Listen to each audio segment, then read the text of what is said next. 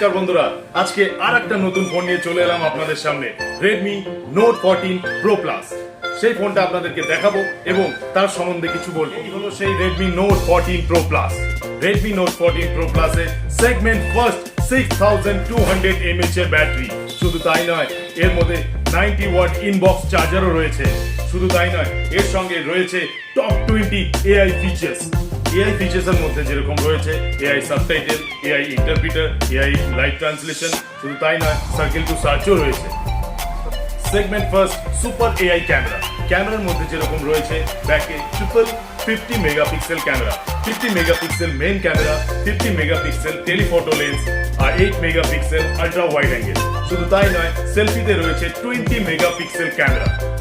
আর এটা ডিউরেবিলিটি সম্বন্ধে যদি বলি, এটা IP68 rated, fully water and dust resistant. শুধু তাই নয়, কর্নিং গরিলা গ্লাস ভিক্টাস 2 এর প্রোটেকশন আছে।